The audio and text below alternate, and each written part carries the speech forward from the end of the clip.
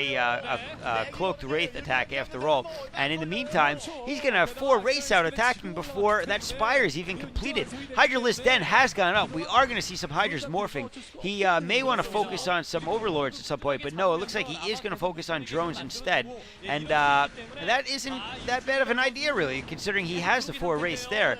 And there we see the eggs that certainly have hydras in them, and yes, they attack right away on the hydras, but not doing all that much. And now we're gonna see a good old wraith harass. Yeah, that's right. And he's going to take out a couple of overlords at this point. More wraiths coming out. 5 wraiths for him now. Cloak is upgrading, so that's going to be huge. Scan going down as well. I'm not sure why he needs scan. I guess for potential lurkers, or I don't know. I don't know what cloaked units he'd have coming out after him. Doing a great job of taking out these drones, actually. Very good micro. He's got to be careful, though. That one wraith is just going in by itself. That was a little poor micromanagement right there.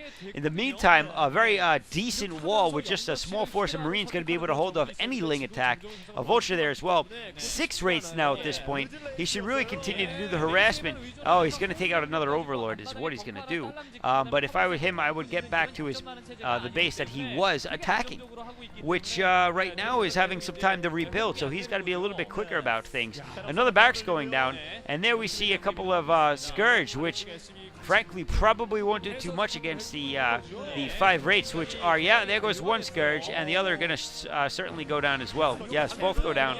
And now he's not going to even be able to get a scout in with those Scourge, and those wraiths going to head in and try to do what they can, taking out more drones. A evolution chamber going down, so we're going to see some spore colonies in the back of Odin's base, but Odin very low on drone count, and at this point he's pretty far behind. Those wraiths are about to do a lot of damage. Yeah, now they're actually able to attack the hydras without too much worry for repercussions, and those Scourge. Oh, one landing taking out a wraith, and that's actually going to be pretty good for Odin, but he's got to be careful. Those Scourges are not going to be able to do too much more damage. Spore colony's up at this point, and so he's got permanent vision in his mineral field, and those wraiths are not going to be able to do too much against the spores. Taking out a couple of more, well, one more Scourge in the meantime, and that's going to be good. And now trying to take out more drones, one-shotting them at this point. That is exactly what MVP wants to be able to do. And so he's got critical mass, I guess you'd call it, of wraiths to take out drones in one shot, although really I'd argue that critical mass of wraiths are not until he has enough to one-shot hydras, because that's when you can really start doing a ton of damage. And it looks like at this point he's going to push in with that force, and he's got 3 barracks going down and an expansion building, his command center building, and he's going to just force himself his way right in against the very limited forces of Odin, and I think he's going to be pretty successful in doing this. It's just going to be the slow march of Marines to get there, and that's going to be about it. So more Sunkens going down, but again, there are just no drones to build this stuff, and those barracks are not doing anything. Yeah, there we see the quality micro of MVP in action, and at the last second, no, he still has not realized this. Oh, I'm getting attacked. Oh, I need Marines. Let's go build some Marines. Yeah. Good job, noob.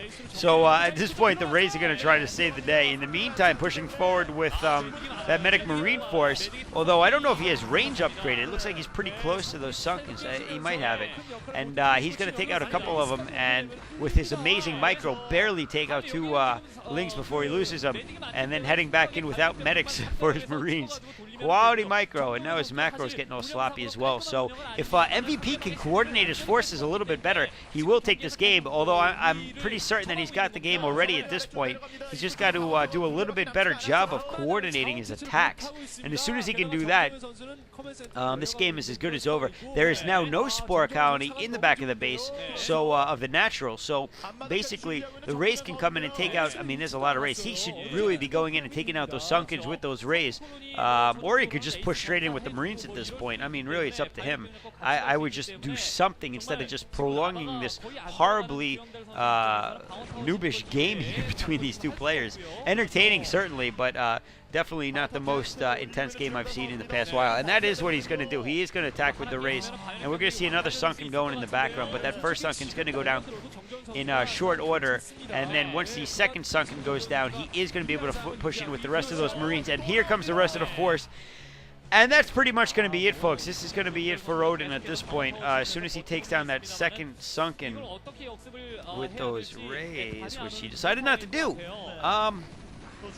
No, he wants to continue making me watch this game that is not even worth commentating. I mean, really, I feel like I'm watching two of my friends play. Nothing against my friends, they're just not the best StarCraft players.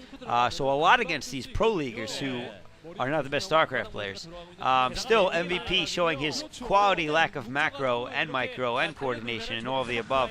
Slowly going to send in those medics first, taking a ton of shots, having to heal themselves instead of the Marines, and finally going in after the Sunkens and doing some damage, losing a lot of Marines in the process, a lot more than I think he really has to.